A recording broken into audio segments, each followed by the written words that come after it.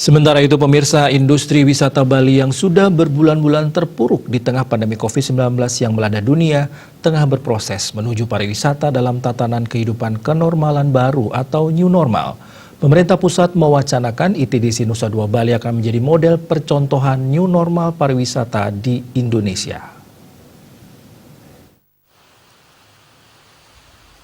Managing Direktur ITDC dan Nusa Dua Gusti Ngurah Ardita mengatakan, di samping persiapan dari manajemen ITDC, sejumlah persiapan juga telah dilakukan oleh hotel-hotel yang berada di bawah naungan ITDC. Pemerintah sudah luar biasa melakukan penanganan pandemi COVID-19, dan jalur penanganan sosial harus dijalankan secara beriringan dengan jalur perekonomian. Kesiapan ITDC menyambut new normal, diantaranya adalah perubahan tata layanan yang disiapkan dengan SOP standar kesehatan pencegahan penyebaran COVID-19. ITDC juga menyusun protokol keselamatan dan penanganan COVID-19 serta prosedur operasional ITDC dan Nusa Dua sesuai arahan dari pemerintah Provinsi Bali. SOP ini juga mengacu pada protokol kesehatan global. Itu yang paling penting adalah kita menyiapkan SOP-nya.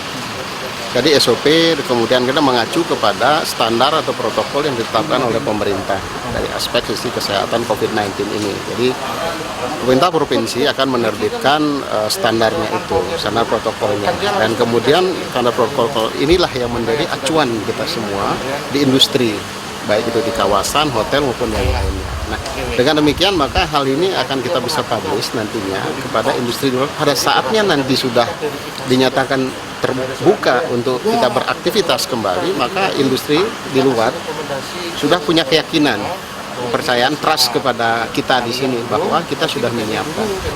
Dalam kondisi kapan itu bisa dinyatakan terbuka nantinya? Nah, tentunya adalah pemerintah yang mengatur. Nah, kita dan industri menyiapkan ini sehingga pada saatnya dinyatakan kita sudah siap untuk memberikan layanan seperti dengan standar yang baru.